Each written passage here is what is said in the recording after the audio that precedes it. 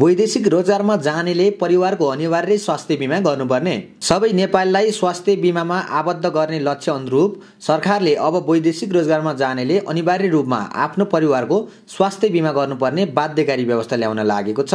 सामाजिक स्वास्थ्य बिमा विधेयक 2073 मार्फत सरकारले कामको खोजीमा विदेश जानेले आफ्नो परिवारको स्वास्थ्य बिमा गर्नुपर्ने बाध्यकारी व्यवस्था ल्याउन लागेको हो। यो व्यवस्था लागू भएपछि वैदेशिक रोजगारमा जानेलाई परिवारको स्वास्थ्य बिमा गरे पश्चात मात्रै अन्तिम स्वीकृति प्रदान गरिनेछ। मन्त्रालय स्रोतले दिएको जानकारी अनुसार सामाजिक स्वास्थ्य बिमा विधेयक 2073 मा स्वास्थ्य मन्त्रालय, अर्थ र श्रम मन्त्रालयबाट राय लिइसकेको छ। अब यो मन्त्रालयले कानुन मन्त्रालयमा पठाएर तयारी गरिरहेको छ।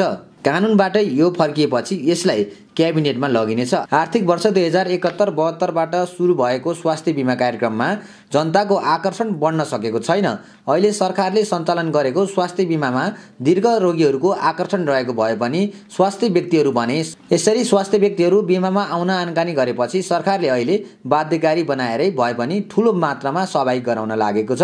मन्त्रालय स्रोतले भन्यो, दीर्घ रोगीहरू मात्रै सामाजिक स्वास्थ्य बिमामा आकर्षित हुँदा यसको दायित्व मात्रै बढ्ने र आमदानी नबढ्ने देखिएकोले अहिलेलाई वैदेशिक रोजगारमा जानेलाई आफ्नो परिवारको अनिवार्य बिमा गर्नुपर्ने व्यवस्था गर्न लागेको हो। आर्थिक वर्ष 2071-72 देखि स्वास्थ्य बिमा लागू गर्ने भनिए पनि कार्यान्वयन भने ढिलो गरी 2072 चैतबाट मात्र भएको थियो। स्वास्थ्य बिमा कार्यक्रम सञ्चालनमा आएका जिल्लामा उल्लेख्य मात्रामा यसप्रति आकर्षण बढ्न सकेको छैन। प्राथमिक स्वास्थ्य सेवा केन्द्र तथा जिल्ला अस्पतालको भौतिक अवस्थामा सुधार आउन नसकेका कारण स्वास्थ्य बिमामा जनताको सहभागिता न्यून देखिएको हो। किनकि यसरी स्वास्थ्य बिमा गरे पश्चात सुरुमा नजिकको प्राथमिक स्वास्थ्य वा सेवा केन्द्र तथा जिल्ला अस्पतालमै उपचार गराउनुपर्छ।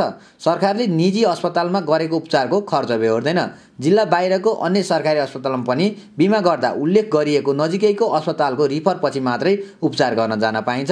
सामाजिक स्वास्थ्य सुरक्षा विकास समितिको आर्थिक वर्ष 2072-73 को वार्षिक प्रतिवेदनमा सेवा प्रदायक संस्थामा जनशक्ति, भौतिक पूर्वाधार र उपकरण व्यवस्थाको समस्या रहेका कारण स्वास्थ्य बिमामा उल्लेख्य रूपमा जनताको सहभागिता हुन नसकेको भनेर उल्लेख गरिएको छ। स्वास्थ्य बिमा बोर्ड गठन गर्ने तयारी। यसै विधेयक मार्फत सरकारले स्वास्थ्य बिमा कार्यक्रम सञ्चालन गर्नका लागि छुट्टै बोर्ड गठन गर्ने सोच बनाएको छ। अहिले स्वास्थ्य बिमा सामाजिक स्वास्थ्य सुरक्षा विकास समितिले सञ्चालन गरेको छ। आर्थिक वर्षको अन्त पश्चात यस समितिको खर्च नभएको बजेट फ्रिज हुन्छ।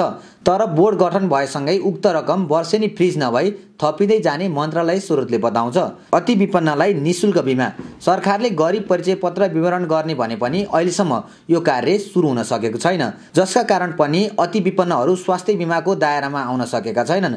किनकि सामाजिक स्वास्थ्य सुरक्षा कार्यक्रम सञ्चालन नियमावली 2072 मा अति गरिबको स्वास्थ्य बिमाको प्रिमियर राज्यले नै बिहोर्ने भनेर उल्लेख गरिएको छ। त्यस्तै सामाजिक स्वास्थ्य सुरक्षा कार्यक्रम सञ्चालन नियमावली 2072 मा गरिबलाई प्रिमियरमा 75% र जोखिमयुक्त परिवारको 50% राज्यले बिहोर्ने उल्लेख गरिएको छ। अनौपचारिक रूपमा आय गर्नेलाई वैदेशिक रोजगारमा जाँदा परिवारको बिमा गर्नुपर्ने तथा गरिब परिचय पत्र वितरण मार्फत समेट्ने सरकारको योजना छ। औपचारिक रूपमा जागिर मार्फत कमाउने भने पनि औपचारिक रूपमा जागिर मार्फत कमाउनेलाई भने तलबको केही हिस्सा स्वास्थ्य बिमामै लगाउनु पर्ने व्यवस्था गर्ने मन्त्रालयको तयारी छ। तर यसरी औपचारिक रूपमा आय गर्नेले वार्षिक प्रिमियर कति तिर्नुपर्ने र बिमाले कतिसम्म क्षतिपूर्ति बिहोर्ने भन्ने चाहिँ कुनै टुङ्गो लगाएको छैन। यो बोर्ड गठन गरिसकेपछि बोर्ड आफैले टुङ्गो लाग्नेछ।